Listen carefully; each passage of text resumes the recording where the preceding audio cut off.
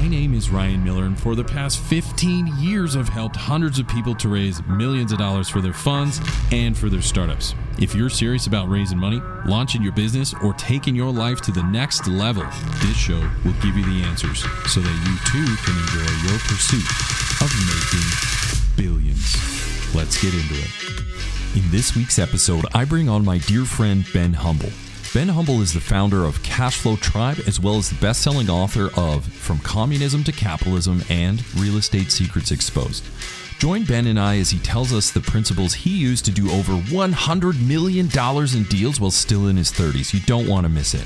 Plus, Ben challenges all of us to level up and gives us the secret sauce on how to shift your mindset to be a powerful force for good, starting with your own life, so that you too will have the mental acuity you need in your pursuit of making billions. Here we go. Hey, welcome to another episode of Making Billions. I'm your host, Ryan Miller. Today I have one of my very dear friends, Ben Humble. Ben Humble is the founder of Cashflow Tribe, as well as the author of a couple of books, one From Communism to Capitalism and the other one, Real Estate Secrets Exposed. Ben Humble has done over $100 million in real estate transactions, and I cannot wait until he comes on and tells us everything about leadership, investing in deals, but more importantly, we're going to hear about really what made Ben the man he is today. So Ben Humble, welcome to the show, man. Hey, Ryan, it's good to be here, buddy. Good. So here we are. You and I've got to know each other a little bit here, and I can say I am so impressed with your background, your energy, and the love and the zest you bring into life. And this is going to be a fun show, man. I'm looking forward to bringing some of that out for our guests around the world. So that being said, that's quite the intro. I'm sure many of our audiences are in that stage. They don't know, where they're at or where it begins or whatever excuses they have. My hope is after they hear your story, they have no more excuses. And that's what we're talking about. That anyone listening to this show is looking at making billions, and you are certainly one of those that exemplify that. So that being said, for our guests around the world, maybe you can bring us up to speed. I mean, we can find out who you are today, but I think I'm curious of where did it all start? What are those driving forces that pushed you to become the man and build the empire you have today? So I was born in a communist country of Romania during a period that was extremely difficult for my parents. If you know anything about communism, you're told what to do, where to go, what to believe, and mostly what you can't do. Yeah. And my dad is like me, right? Yeah. We want to control our futures, our destinies. We believe in a higher power. We believe that we were created to do amazing things. And Dad goes, I have 5 kids. I need to leave this place of oppression. Yeah. He had to grab the children that he could. And he had to trek across the border and hide every day and run at night and coordinate with a couple people. And he had to leave a couple of kids behind in this super dangerous mission that we went on to try to make it to a refugee camp, which we inevitably did get there within a couple of days in Austria. We arrive in this refugee camp, and the people in the camp look at my dad, and they're in disbelief because nobody ran with kids at that time. It was usually the men would run, and if they were successful, they would try to petition or bring their wives and kids over later. But my dad ran in full faith. Mom had another child in the refugee camp a few months later. They killed the president of Romania on live television on Christmas Day. That's how bad it was in Romania. On broad television, they executed this guy and his wife. Wow. Eventually, we were reunited with my 2 siblings that were left behind. And Mom had another child in the refugee camp. Fast forward, we applied to come to North America. Canada accepted our petition, our application. So we came to Canada. Mom and Dad had 3 more children, and I'm the oldest now of 9 kids to 2 immigrant parents. That's incredible. When you grow up that way, it just creates something inside of you, a level of conviction about life, where my dad escaped oppression, communism, adversity, and he turned everything he had that was bad into something that was positive. He took control of his life. And this is where this whole thing for me starts, is this idea of personal freedom, the freedom of expression, which to me is the greatest of all freedoms, the freedom of financial oppression, to exceed that and get out of that bondage, freedom of scarcity, freedom of negativity, freedom of all these different things that you feel that are imposed upon you in life. And that's how I've lived my life, is this person who is an immense and considerable pursuit of freedom. That is incredible, and I would agree. That's unlocking the human spirit. There's just something about it. You can't hold it down. You can't for very long. And so, I mean, wow, what an incredible story. I mean, I can just picture as best as I can your parents fleeing. I mean, I'm a parent.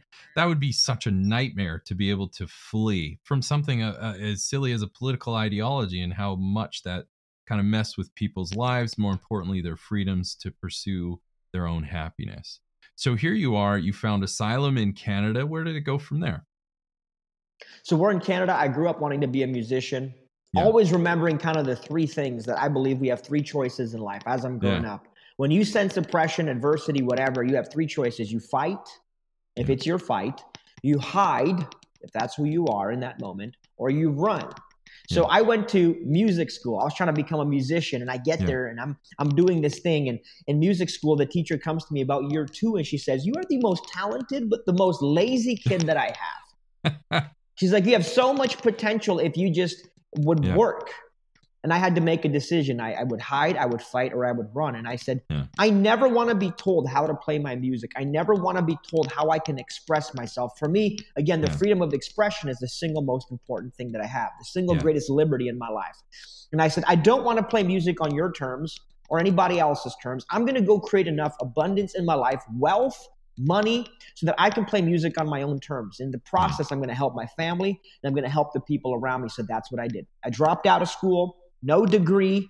I'm sure, my immigrant parents were really excited that their oldest kid was like, I'm dropping out of school. And what I'm going to do, I'm going to start a cleaning company. I'm going to clean crap. Yeah. Not and that's what you did. And that's what I did. I bought a carpet cleaning machine for a couple $1,000s, and I started cleaning carpets. My very first customer was my own mom.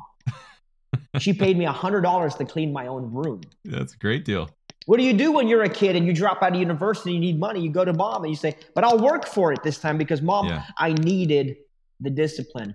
And I learned something about myself. I learned that myself and people just like me should have a service-based business at some point in their life, because when you're a young person with a service-based business, you are forced into the world of hard knocks, and you have to learn business. You have to learn basic accounting and invoicing and how to talk to customers. You have to learn how to be on time. You have to learn some discipline. And I learned how to just clean crap over and over and over and over again until I conditioned myself to become a person of discipline, and I conditioned myself into a work ethic. It was conditioning. It was a choice. Wow. And in the middle of that, I started realizing, hey, man, life has options for you. You don't have to pick the status quo. So I became a rebel, man. I became a rebel of anything that looked like oppression. And that's where my journey keeps rolling to. I love that. And, I love that. I mean, I've thrown around the ideas. Go ahead and copy it for any of you who are listening. But always something like punk rock capital or something like that, where it's just you celebrate the rebels, right? And with music, I mean, there's nothing more rebellious than punk rock that embraces that rebel spirit.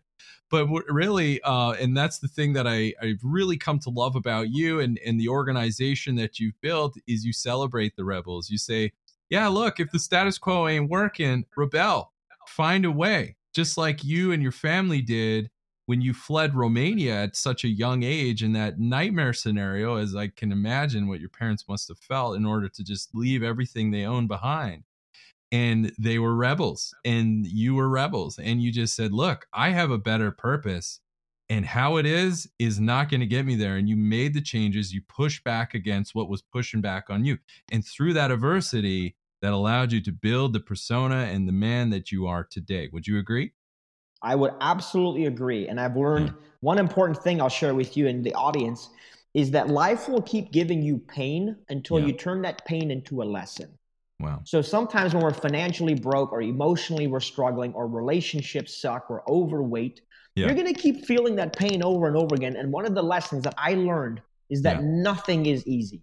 Music doesn't come easy. Finance doesn't come easy. Business doesn't come easy. Making $100 million, $200 million, $1 billion is never going to be easy. Remove the easy button from your life. And then what you have is the success button. The progressive daily growth that you can have from just going, it's not about perfection, it's about progress. Not about perfection, it's about progress. I just put in so many reps in this thing called business, called music, called life, that I get to go, I own my outcomes because I've practiced owning my outcomes. Man, That is so cool. And you know, one of the things that I talk about, especially with the people I'm fortunate enough to support, is I'll always say, hey man, you think the guys who make it to the Super Bowl did it because they threw a football one time, or they benched one time or one chin up? Heck no. These guys are putting in the reps. You cannot keep them off the field. You cannot keep them out of the gym. They are dedicated to their craft. And to your point, you're saying, man, I'm putting in the reps. The reason why I'm going to the Super Bowl in my life, and I'm having championship events in my life, it's because I'm putting in the reps. I'm dedicated. I got a mission. I'm putting in the reps and over and over. So it's like anybody that goes up against Ben Humble or anybody who's put in way more reps and way more work, it's like you're going to lose or you're going to join them. Either way, you're around a powerhouse. Anybody that can remove the easy button and replace it with the success button knows you put in the reps, things are going to start to shake loose. Let me say this one thing about that, because I think it's pivotal. I've learned in my life, because dude, I wear this humble hat for a reason. There's a lot I don't know, right? So I believe it's this. This is a big lesson I've learned. There's a lot of people willing to put in reps, and that's called working hard. I think it's optimizing the reps as you put them in. That to me is called working smart. I worked hard for a long time in real estate and the carpet cleaning and different things. And I made money, but I didn't really have traction. And I think it's progressively optimizing your work, progressively optimizing your thinking. Like, dude, you're a mentor. It's so phenomenal to be able to have a dialogue with another mentor, because you understand that you progressively, as a student of mentorship, we have to keep progressing the way we do the business, the way we do our life. It's not enough to just work hard. A lot of people work hard. People back in my communist country of Romania, they work hard. They might be working more hours than you, but you have an economic machine called you, where you in North America have so much opportunity to optimize, to work better, to work smarter, to create better financial models for yourself and your family. You can create impact. You have a voice. You have freedom. So I just think reps are great. It's a fantastic start. But I don't want to create this narrative where hard work gets you there. Hard work gets you started. Smart work is going to get you to progress faster and faster. That's right. It's like the constant battle between being efficient and effective, right? Doing things right or doing the right things. Absolutely. And once you overlay that and doing the right things coupled with hard work, I think is exactly where you said it perfectly, is saying that's where traction begins. In that space, if you can achieve that, hard work and doing the right things in the right way, man, you're gonna see your life take off. And you know, that being said, I love this dialogue, man. You're jacked up. I love your energy, man. So here you are, you're cleaning carpets, told your immigrant parents you're dropping out, and you know, I mean, how did you go from cleaning carpets to this massive $100 million real estate? I mean, what was that leap?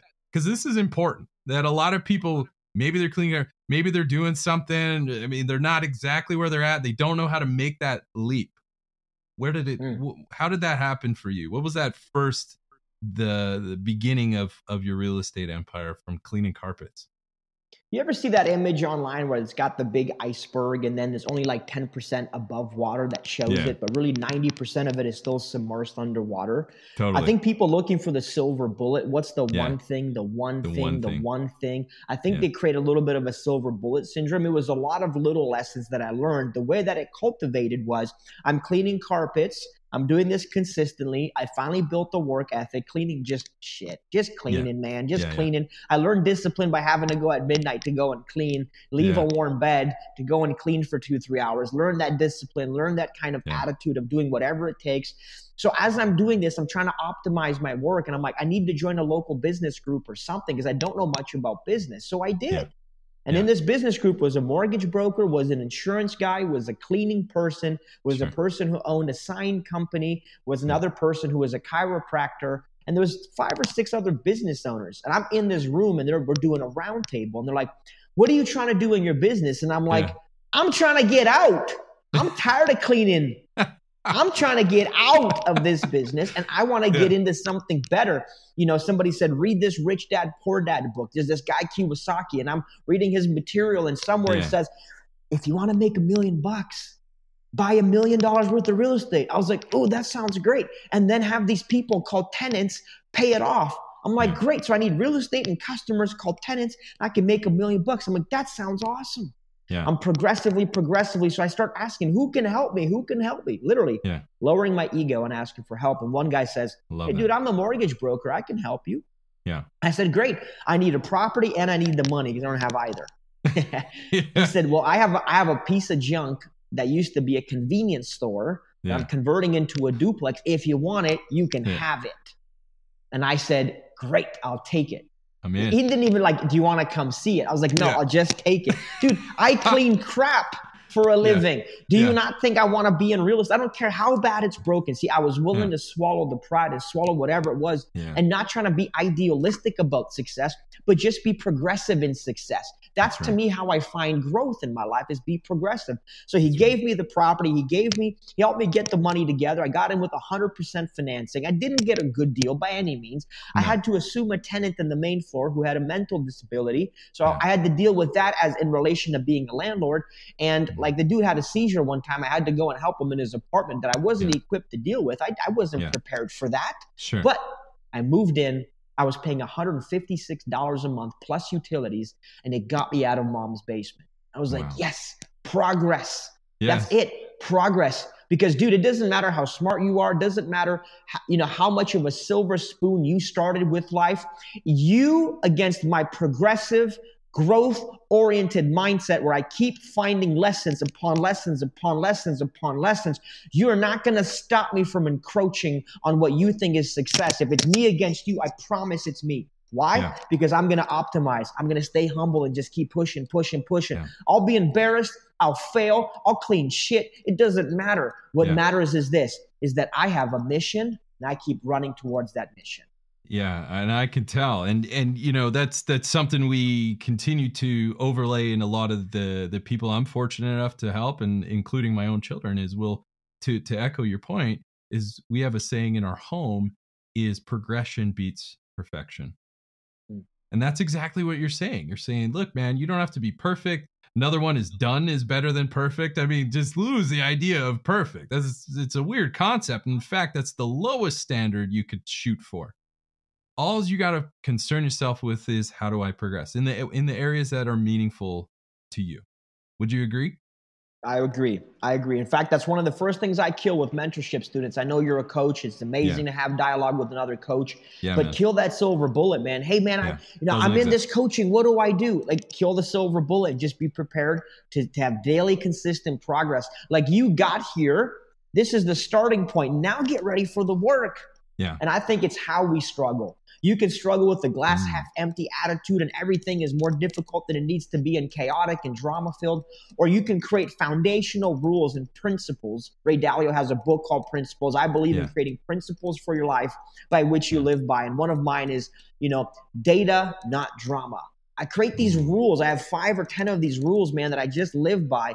And it helps me manage my emotions as I'm progressively doing harder and harder things when it comes to finance, business, and life. I love that.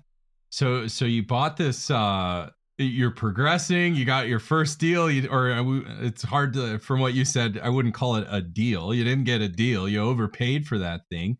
You're certainly doing things that you didn't think you were going to do as a landlord. I mean, how did you scale? Yeah. So I got excited doing the first one. I was a baller. Let me finish the story. I call my brother because, growing up in a big family, mom buys this Costco cereal and 2 jugs of milk, and that's like dinner for a night or something, right? So I call my little brother, and the very first night I went to the store, I bought every cereal I could find. I'm like, bro, we've got Lucky Charms, Count Chocula. We got all the stuff we weren't supposed to eat, and 3 jugs of milk come over. We're about to feast. So as far as I made it, I had made it. Yeah. And I didn't compare myself to other people because it didn't matter. No. I compared myself to me. So I bought another one 3 to 4 months later. I bought another one a few months after that. I had 3 properties. I was living rent-free by the time I got married at 23 years old. And I was extremely fortunate. I've learned that opportunity equals skills plus the chance. I was extremely fortunate to have started buying real estate in 2006 because I got to watch the 2008-2009 collapse. Now, in the collapse, my properties lost 10, 20,000 of value. Yeah. But I watched people lose fortunes. Yeah. And it helped me understand the law and the game of market cycles. And it helped me see a very clear picture. The very next property I bought was going for about 80 grand prior to the collapse, and it was on sale for $39,000. Okay. And I said, I walked back to the bank. What you don't know is that the bank, I went there the first time to get a loan and try to buy real estate and stuff like that when I got my very first deal, and they declined me. This was the bank, the large commercial bank in Canada that I've been with my entire life, and they said, no, you don't have the credit score. You don't have the T4s, the notice of assessments we need. You don't have the business experience. And I was completely shocked. I was like, I've been with you. Yeah. You can't give me a loan for one property. So I learned this through conversation that there's a whole world of private equity, of RSPs, of stuff in Canada. So the fourth deal, dude, I negotiated hard and I got it for 25 grand. And I called my mother-in-law. I said, listen, this is cheaper than a Honda. I need this money. Yeah. Trust me, it's going to go back up. I don't know when, but I will clean it. I will polish it. I will do whatever I have to do. I had developed a work ethic by then. So I was there Christmas Eve, Christmas Day, New Year's Eve, and New Year's Day. Yeah. Getting it rented for January the 1st. I even had the tenants, 2 young guys that were moving in with me at the property painting the darn thing to knock $300 off of their rent. Man. And I was able to do that. And that was a catalyst to doing hundreds of acquisitions, hundreds of deals. Was that third to fourth deal, just that progressive move, that progressive grind. Savage, man. I love it. Like just grinding it out. And I love this unfiltered view of what was required in the early days, right? And you know, our friend Tony Robbins here, he says you know, it's more about lack of resourcefulness than lack of resources. And you know, what I'm hearing is how resourceful you were. You're like, nope, whatever it takes, right? And that's I find that's a very common attitude for a lot of people, especially anyone listening to the show that's looking to make billions. Let's just set that standard now of just say whatever it takes.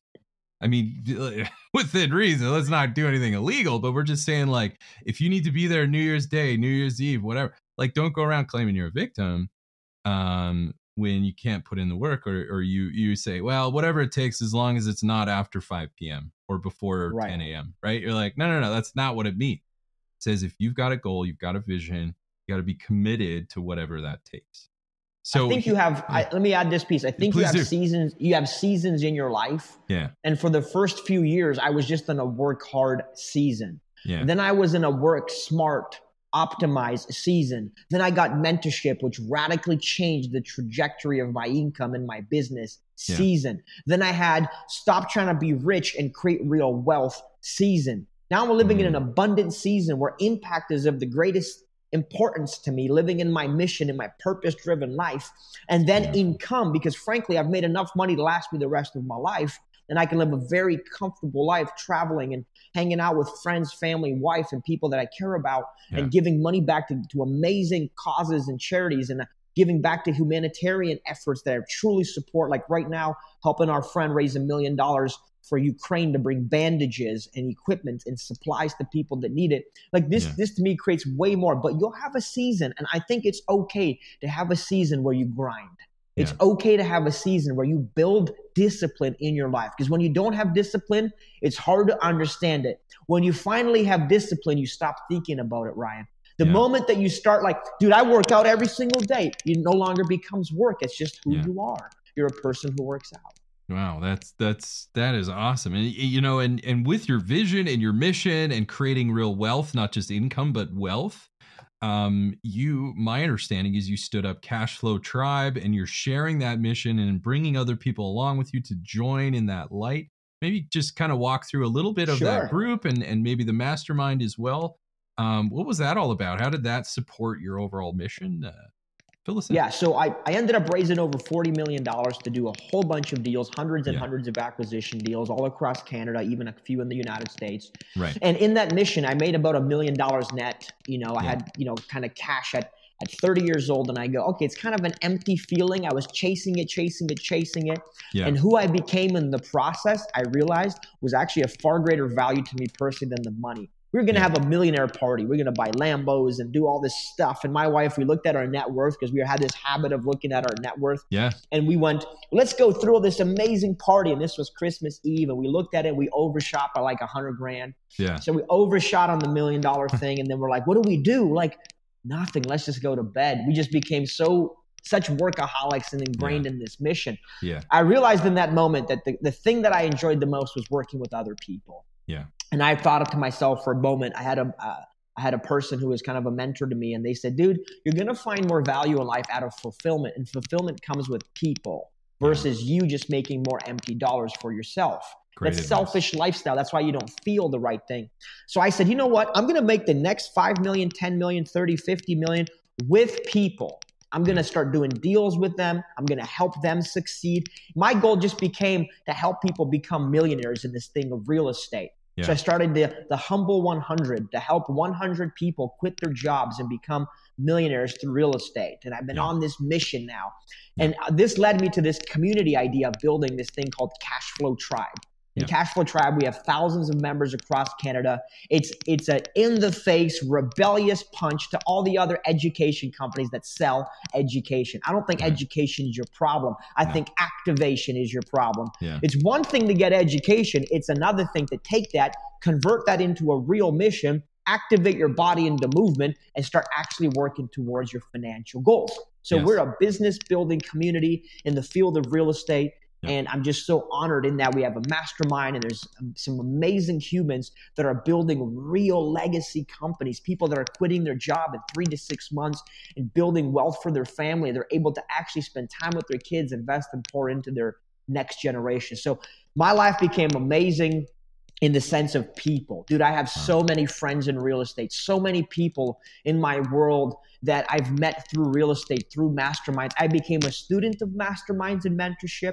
I've spent over $400,000 to date on masterminds and mentorships, over $400,000 in personal development in that area of my life. And I'm just the conduit, which we all are. I receive, value, information, help, resources, support, and I give it to the next group, which is my community. So I believe that that's the beauty of life, is being able to be a teacher and a student at the same time. And that allows you to be a conduit to other people, be a conduit for charity, be a conduit for knowledge, be a conduit for hope and encouragement. So that's been my life for the last couple of years, is traveling.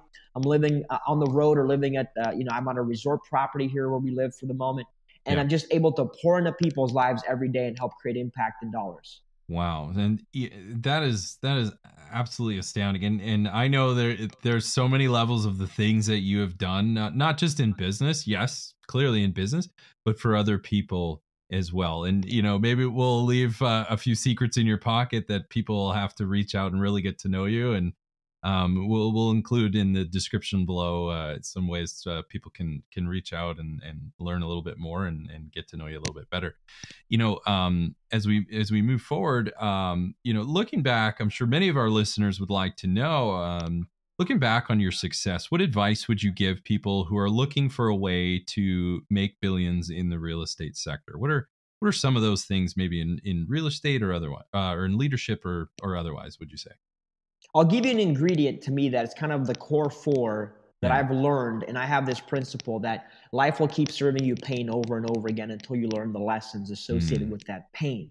And if you start looking at life that way, instead of getting upset and disgruntled about the struggle that you're having and turn it into adversity, turn it into a negative victim mindset, go, what are the lessons? When you look at lessons, then you get to immediately reshift perspective and start looking at it in an abundant mindset. And that's what I started doing. So I learned this little formula that became extremely valuable to my growth. And it goes like this. There's 4 components to a growth, abundance kind of a mindset. The first one is ambition. Every single person requires a level of ambition. Frankly, the young men like me, ambition isn't the problem. Ambition to you isn't the problem. No. Most of us can rattle off our ambition. Many times that becomes pride and ego.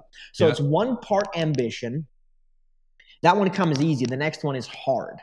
The next one I have to wear as a tattoo on my forehead every single day. So I remember. And the second one is humility. What is this idea of humility? A lot of people think it's a weakness. Humility isn't a weakness. Humility is all about this idea of insight.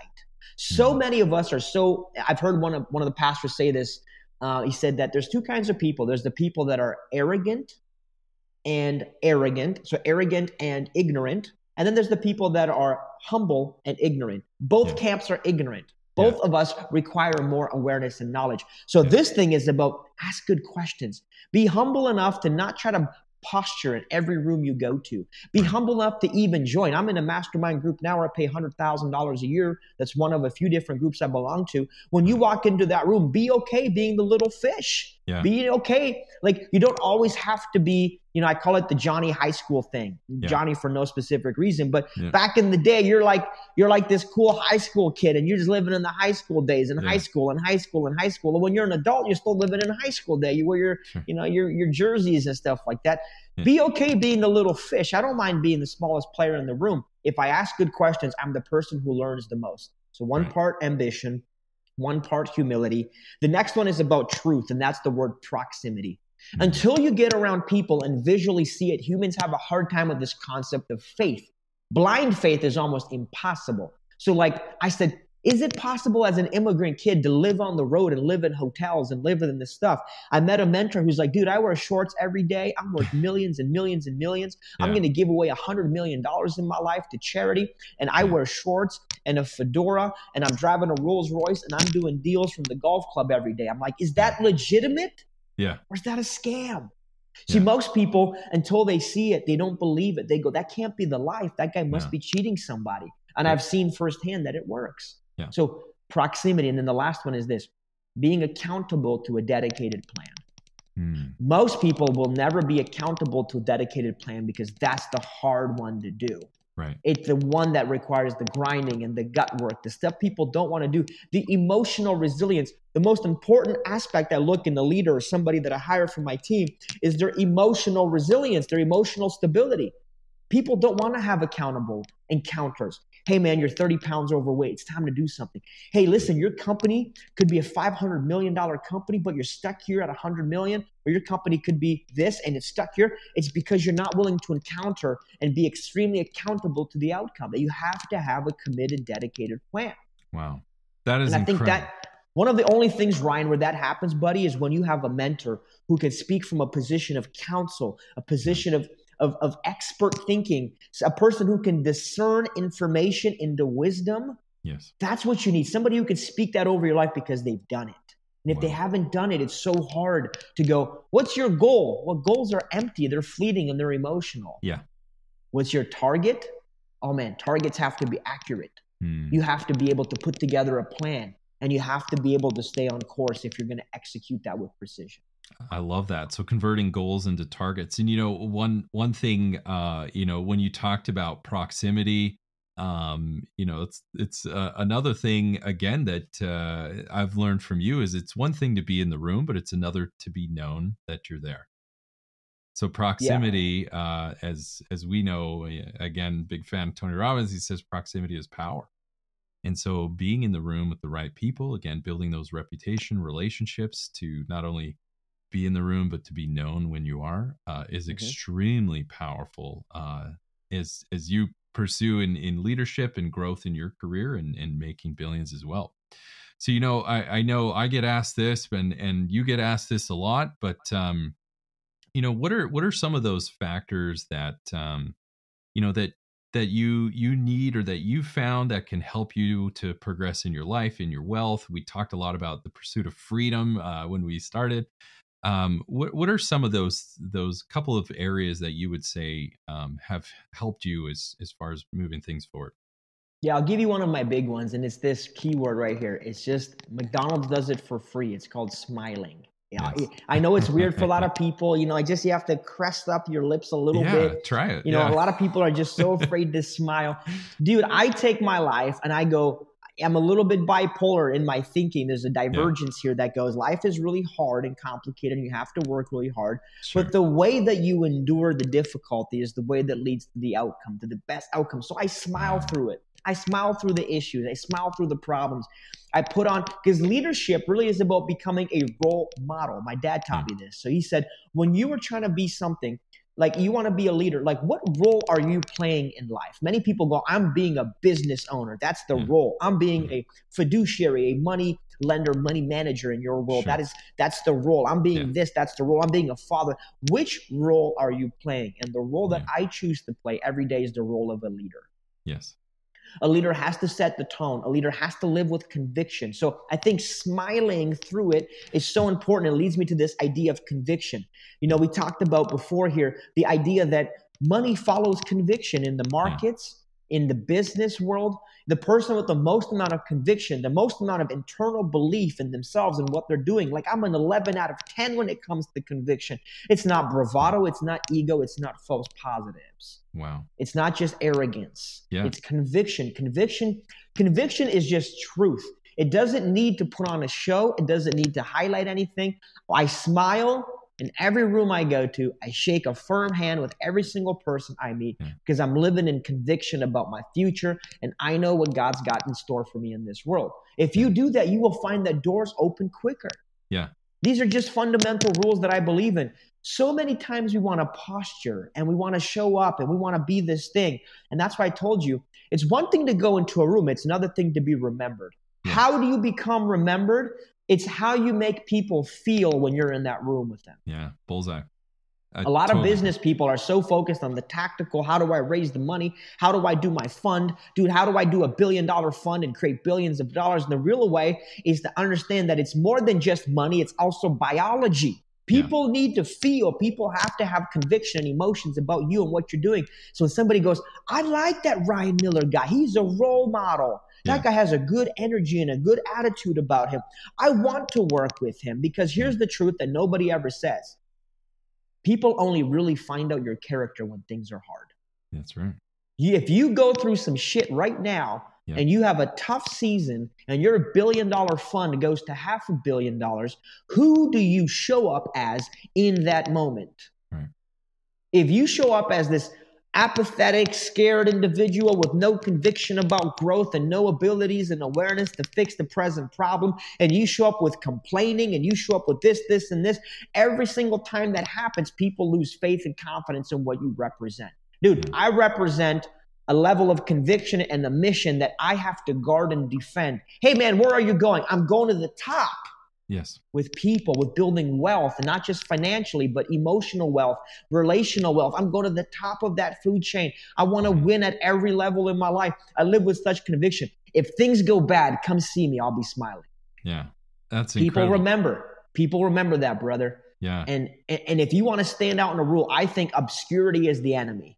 Yeah. Dude, when I hung out with you when we were in that room and there's 1,300 men in that room and women, and everybody's wearing the same suit, the same color, right? The same color suit, the same aesthetic, the same visual, the same business card, the same conversation, the same tie, the same shirt. Yeah. I thought we were in a Men in Black episode. I was like, what is going on here? Somebody's going to, they're going to do the thing. Dude, I show up there with a humble hat. They're like, who is this guy? Yeah. Yeah. This guy's a little much. He's a little loud. He's a little this. You have to be rememberable. Yeah. If people don't know your name, how can they ever help you grow in your mission? How can they contribute and build something? How can you actually help them if they don't even know who you are? Somebody said, dude, do you have a card? I said, the card is on my forehead. There's only one guy that looks like me, speaks like me, and has my level of conviction. There's only one. You'll find him on every platform, Ben Humble. Easy. Ben Humble. Yeah. That's it. You remember it.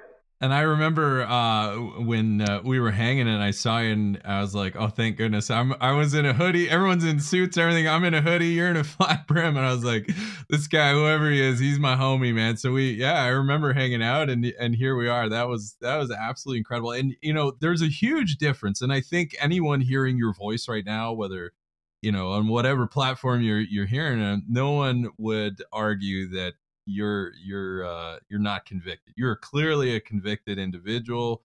And there's a difference, and you can tell once you know that there's a difference, you can spot it, that there's a difference between the convicted and the confident.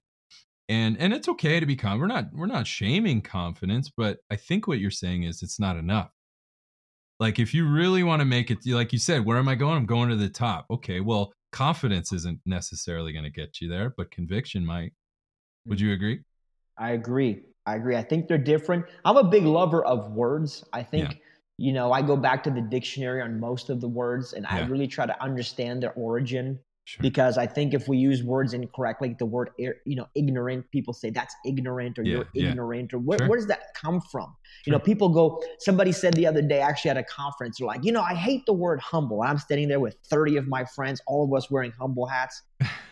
I'm like, that's okay. Like your definition is your definition. Sure. I understand what it means to me. And it's the word that I chose to represent the way my state of mind operates. Yeah. And I when you have conviction and people see that, like $1 billion, multiple $1 billion, this show's called Making Billions.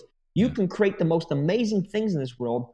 And I don't quote or preach a lot about, big famous multi-billionaires a lot, but you think a guy like Elon doesn't have tremendous conviction in his beliefs about where he wants to go, where humanity is going. It's the people with that level of conviction that make the impact. Yeah. He could have been sitting on his mama's couch back in wherever he's from and just been dreaming about space shuttles, but now he's putting them together. That's conviction. Right. And I think he came out, I'm going to totally paraphrase, but he said something along the lines like, if it's important enough, you find a way to do it, regardless of the odds of success. You find a way. Correct. That's literally the most convicted statement you will ever hear a guy say. And that is absolutely, and the one thing that I feel like is hanging, and I'm pretty sure you got the answer to this, is convicted to what? And I would argue, and I'm sure you'd agree, is convicted to, well, many things, but I would assume that your life's mission might be one of those things that you need to be convicted on. So step one, get one. And then step two is learn to be convicted and see it all the way through. Maybe, can you round that out a little bit? Sure. Yeah. Rick Warren wrote a book called The Purpose-Driven Life, and it's a faith-based book. Sure. And it just talks about the way that we live. Like, what's the intentionality behind your life, your ambitions, your work, the things that you do to provide meaning. All people, I think, on this earth, we crave one thing, and that's the word significance. We build statues for men because we want to remember them. We want to have significance. We build idols for men around this idea of significance. I want to replace this concept of significance with this idea of purpose. Purpose is greater than you. Yeah. I, for one, I don't need a statue. I don't need a remembrance thing. I don't need anything when I pass because I'm living in a way that honors the Creator and honors all the things that I went through and my parents went through. And that to me is legacy. I don't need a statue to exalt myself. I don't need to be your guru or your idol in this space. I'm just another person seeking to live in my own purpose. So this idea of success is relative to me. They'll go, wow, you're so successful for being so young. I'm just living in my purpose, man. Everybody who lives in purpose is successful because we're doing the things we're called to do. Like these days, my work life looks like Tuesday, Wednesdays, and Thursdays. And then Friday, Saturday, Sunday, Monday, I spend in my passions and my faith and my relationships. Right. That's how I live my life. To me, that's a wealthy person.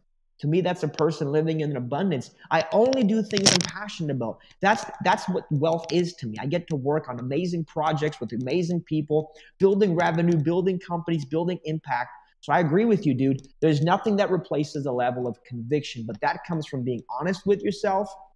Somebody said, is there a silver bullet to life? Is there one thing you could tell people? And I thought about it for 12 seconds, I think. And I said, stop lying. Yeah. That's it. Just stop lying about what you want. Stop lying about comparing to other people. Stop lying about what you're doing. Stop lying about your bad habits. Just stop lying for long enough to find truth. Yeah. Wow, that is outstanding. So conviction and having that mission, and in order to form that, you got to stop lying to yourself. Be honest with, I'm totally putting words in your mouth, but this is, be honest with who you are, what you're into, what you're not, what works for you, what doesn't, what you're good at and what you're not, and be cool with it all. But continue to progress. And you can't move your life forward. Can't make $1, let alone billions, if you're not honest with where you're at, let alone where you want to be. Would you agree that's a fair statement? 100%, brother. I 100% agree with you. A lot of people, and I agree, there's no silver bullet. I mean, there's some very helpful advice and steps you can take, as you and I both agree that progress beats perfection. But, with that, speaking of progress, I know you get asked this, I get asked this about, how do you invest? Any type of advice? We wouldn't call it a silver bullet, but are there any, we'll say, rules that you've come now that you're on the other side and you've accomplished a lot of milestones, at least financially? What advice could you give some of our listeners, and heck, even me?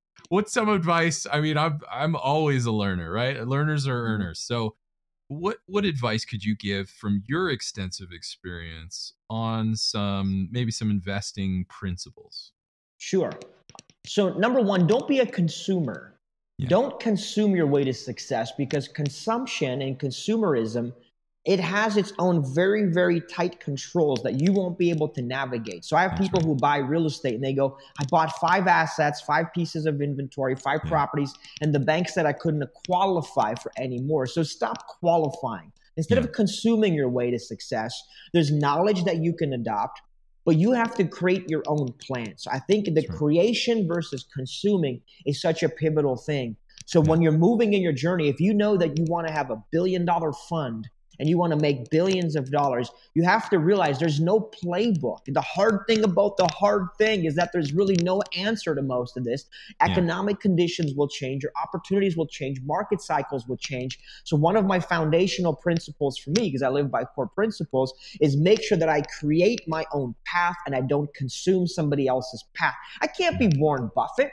Well, you know, Warren did this. I read a book somewhere, and I think it was Outliers, that said that if it wasn't Warren, in the time that he was born, in his life and what he went through and where he lived and the economic conditions of Warren's life, and everything, there would be another guy named Steve or John or Billy or Jessica that would have done the same thing that Warren did, because he's an outlier. It's not that Warren necessarily was a unique situation. He just happened to be kind of in the right time at the right place. And I think many of us, we are in the right time at the right place. The question is, will you be the Warren of your generation? Will you see that as an opportunity or not? But you have to create and charter that path, in my opinion. I also think you need foundational principles like trust but verify. Yeah. I'm a fiduciary of money. I manage millions of dollars. I can't ever do a deal for the sake of doing a deal. I have a low-risk bucket, I have a mid-risk bucket, and I have a moonshot bucket. Those are my 3 investment vehicles. And I have a thesis around how much goes into each of these buckets. Right. Well, if you have these principles, then be okay in this principle of trust but verify. Hey, listen, man, if you want me to get in your business, that's cool. But what I know about my business is I can't, as a fiduciary, as somebody responsible for managing dollars, just take your word. I trust that you believe it's a great deal. Just help me verify the facts. And if we just did more of that versus blind faith and then I lost money, because the question goes, were you actually responsible for doing the due diligence that other people aren't willing to do, which is why you have those monies entrusted to you in the first place. That's right. So there is no limits. There's no upper limit to this. I think sometimes we chug along for 5 years, 10 years, 15 years, making $1 million a year, and then radically you start doing this because the vehicle changes. I think anybody, I should say this, in our education company, we teach people how to create $1 to $5 million real estate companies. I think most investors over the course of a decade or so can generate a $5, $10 million company. Very few of those will ever do $100 million. Mm-hmm. So you have to go back to principles. If you made $10 million and you can live off of $2 million, maybe it's time that you take the surplus $8 million plus all the other disposable residual income that thing produces and put it into a triple, quadruple digit return opportunity. So I'm an advocate for things like investing in the stock market, investing in crypto technologies, investing in other companies outside of your own personal space, because real estate for the most part is a double digit return opportunity. Yeah. A lot of people, they have a fallacy where they make 20% on their active real estate business and then they put money back passively at 8%. And I'm like, your model doesn't allow for massive top end. All it does is it mitigates the downside. Yeah, so I think you have to work with these rules. Are you in a scalable model? Yeah. So for me, I grind it out, I get rich. And getting rich is about just feeding your family, taking care of every material thing you want. Then my life got really interesting when I started focusing on wealth building. I no longer had to live under the constraints of financial pressures. I could just build cool businesses. I could go ahead and build and do and raise capital for projects and syndications that were fun and interesting and exciting for me personally. And that's when the quality of life financially just got so much funner, more exciting. Wow. That is awesome. And how, a lot of these things, when you want to scale, speaking of that, it requires some kind of relationship, some type of deal, negotiation. I'm curious about, like, what do you think about, building win-win, win-lose? I mean, what are some of those relationship aspects? How does that play into your investment advice? Yeah, a big secret that I've noticed from my life, a lesson I've learned, that if you want to have access to a lot of capital, you have to build Yeah. a relational well. The problem with trying to get money from the bank is that you have one dude who loans you the money, that dude loses his job, and you have to start the relationship all over again. This happens very often, All the time. right? Yep. Especially even in commercial banking and residential, like it's kind of the thing. You have a person working at a counter who's making 100 grand a year, maybe a little bit more, whatever, and they're the ones approving your loans, but it's not actually them underwriting the deals in many cases. So I like to build the relational well with people, and I tap that well as I need it. So my personal strategy for doing this with people just getting started is start cultivating relationships, and you can do that in many different ways. I used to throw parties. Yeah. I would have these cool parties where, I'd rent a cool venue. I would do a panel of real estate experts. I'd park my Lamborghini up front, and I would just invite people for free, and I'd give them lunch, and we'd hang out, and people go, wow, who put this party together? The Great Gatsby did. This Ben Humble character. And they go, who is this guy? Yeah. And again, for a few $1,000s, you've now fed, 100 potential money partners. These are people where now you can follow up and cultivate and have a coffee and move them through your relational channel. I love relational investing. This is the concept. There's kind of three types of approaches. There is the win-lose, which a lot of people are masters of win-lose, right? Yeah. I'm going to win. And if you lose, whatever, that's most negotiation styles. Yeah. There's the win-win. And the problem with win-win, it becomes tit for tat, not win-win. As long as you don't win more than me, Ryan, we're good. But if you win more than I do, then tit for tat starts happening, and that doesn't work. And then there's the third one, which is whatever matters to Ryan matters to me. If it's important to Ryan to go through a whole, 3-page dossier about this deal because it puts his mind at ease and it educates him, then it's important to me. If it's important to Ryan to help him move money from here back into an Olympia Trust RSP account. So we have to start playing this game. And that's the way that I live my life. Whatever's important to my investors, whatever's important to the people that I care about, I just serve them first. Yeah. And here's what happens. After about 5 years of doing this, 6 years, people just started hitting me up all the time. Hey, I have an extra 100,000, I have an extra $1 million. I had a guy reach out recently, say, I have $985,000. Can I please put it with you? You've got a great reputation. You've got a good business here. And I just think that's so profound, is build relational capital. So can you imagine a world where you on a phone call go, I need $1 million. Let's do this deal. I need $5 million. Let's do this deal. Yeah. That only happens after you dig. Last Friday, I called one of my investors, and within a matter of 15 minutes, we put together $935,000 to close out a round on a deal. Right. And it was a conversation like that. So, I mean, whether you're making billions, millions, hundreds of millions, it's just the dollars change, the amount of numbers behind it changes, but the relational element is the same. And you have to remember this: wealthy people fart too. Yes. Yes, they do. Shocker. Some people are they're so adamant about like be prim and proper and whatever. You're just being fake. You're being a version that you think is more sellable than who you are. I'd rather hang out with Ryan Miller in a t-shirt and give you $100 million to deploy into deals that we can do together than somebody in a stuffy suit who goes home and complains about me and then turns on Breaking Bad and goes, work life, Yeah.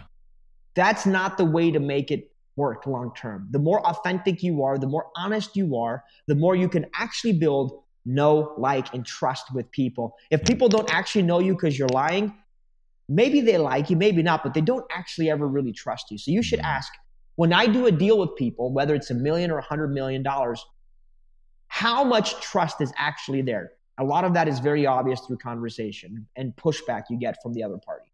Yeah, that's beautiful. And what matters to you matters to me. And I've certainly followed that philosophy. And we'll say it on here, but that event that you and I were at, I was offered. It was crazy. I didn't ask for it. I didn't pitch anything. I was offered over $100 million from various groups that just came up to me, and they're like, Ryan, I heard you're working on this, and da da da. And I was like, where are you hearing this? First of all. But second of all, what the heck? I didn't even pitch. And so I teach a lot of people who ask my opinion, whether it's qualified or not. And I just said, look, like, reputation and relationships matter, but not just, hey, this guy, I know this guy. It's like, no, truly build a relationship, have extraordinary experiences with these people like you. You threw parties and you created experiences. And people asked, they said, dang it, man, I'm trying to raise $1 million. How did you do that in 2 days? I said, I didn't do it in 2 days. I did it in 15 years. It played out over 2 days, but it took me 15 years building relationships, building my reputation, building everything that I have. And in that moment, it comes really quick. Why? It wasn't because I was smarter, had some impressive investment thesis. No, man, like I'm not doing anything that's fancy. But I think the difference that makes, and you know, you're lighting me up because this is a policy that I've also very deeply am convicted to, is to say, no, people understand that what matters to you matters to me, and people and deals will flood to people like that, as it has for you, as it has for me. And it is a beautiful time. And trust me, it's a lot easier when money and deals start to come to you, right? It's a pull. You're not out there pushing deals and trying to scrap. You do when you start. But eventually, if you manage your relationships well, you build that relationship capital, I believe you called it, or relationship well. You do that, it's a deep well that you can draw on and also contribute to. And that, my friend, I would argue, is real wealth. And I'll give your people, because that's so well that you said that, Ryan. So many people are worried about when they're going to reap the reward or the harvest. No, you can't. And I'm more focused on planting seeds and just cultivate. If I planted a seed, I'm going to cultivate. It might be 10 years before you do a business with somebody. That's not the point. The point is you keep cultivating. Well, people go, I'm too impatient for that. Yeah. Wow.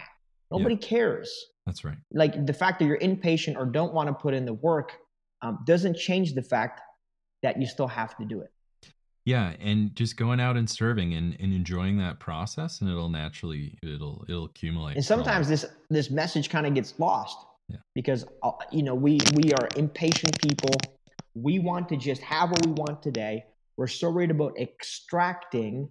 We're so worried about getting the money back today and getting the result today that we can't possibly think long-term enough to actually create really meaningful relationships with people, because people know your intentions. They know your heart. So if you come at people with this, I expect. So one of the principles that I really follow here that I've learned in my life is real simple. Lower your expectations. Increase your intentions, but lower your expectations.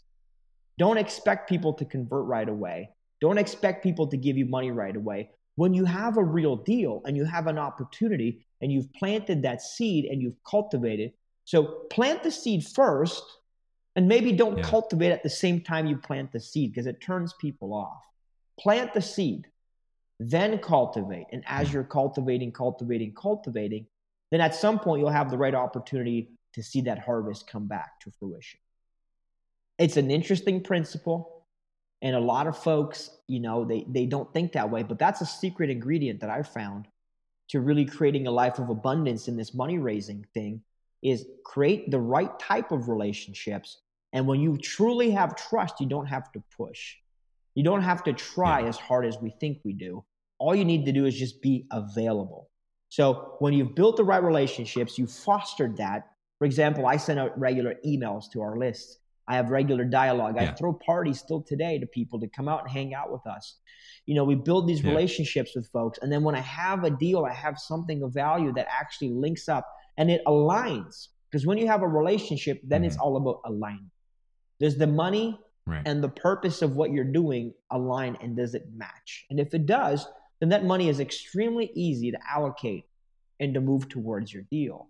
But if it's just grinding it out and it's conflict and it's stress and the money doesn't actually align to the purpose of the investment, well, then you're just putting a greater wedge between you and that relationship. So relationships in this way should be easy. They should be based on alignment. They should be based on a benefit here that both parties have. So that's my suggestion, is to continue moving forward, to continue building and cultivating the relational well, to continue building that. And until you believe that you have a real relationship that's mutually beneficial where both parties win, don't seek to extract prematurely. Because if people sense that you have the wrong intentions and the only reason you created the relationship was to take from that person, then that's when reputational risk starts to become a real factor. It becomes a real problem at that point. So that leads me to the next concept, which is, I'll give you one more principle here. And that principle is about being willing to play the long game. In the relational well, we are so adamant about extracting that we don't actually build a long list. It's kind of like a Rolodex that people used to build. I build a financial Rolodex of people year over year. And we take, let's say you have $1 million to deploy in a deal, but you're not ready. We have this whole principle about the blush method: buying, lending, unsure, selling, holding. Buying, lending, unsure, selling, holding. What that means is that an investor is in one of those categories, especially in the real estate space, at any given moment. They're buying, lending, unsure, selling, or holding. So if you know that somebody today is a buyer, in a year from now, 2 years, 5 years, they may become a seller given the market conditions. If somebody is unsure or they're holding today, they may generate enough equity where they can now become a lender with the same equity that they have. So people go through different seasons. Investors are relatively cyclical. So if you catch an investor in the right season of their life, then it's easier for you to line and do deals. But you have to maintain credibility and rapport. You have to maintain a reputation with people along that entire journey so that when they're ready to actually do the deal and they're in the season where they can actually put money out, lend in your deal, buy a deal from you, sell you a deal, whatever the case is, you're prepared and you've developed a long-standing positive relationship without pressure and without this intensity that people create when they're trying to do deals. They think that more intensity is better, more friction is better. I like a frictionless experience, a frictionless lending experience where we help people deploy their money, but we're not really sitting there waiting, becoming impatient when they don't do it right away. Wow. That's awesome. Well, I think that pretty much wraps things up for Ben Humble and I, everyone. So, keep trust but verify. Think about your relationships. Keep building that relationship capital, and you too will be well on your way in your pursuit of making billions.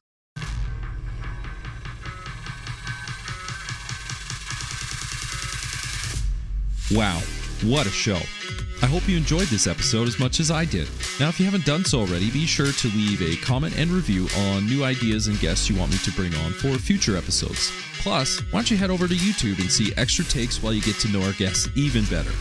And make sure to come back for our next episode where we dive even deeper into the people, the process, and the perspectives of both investors and founders. Until then, my friends, stay hungry, focus on your goals, and keep grinding towards your dream of making billions.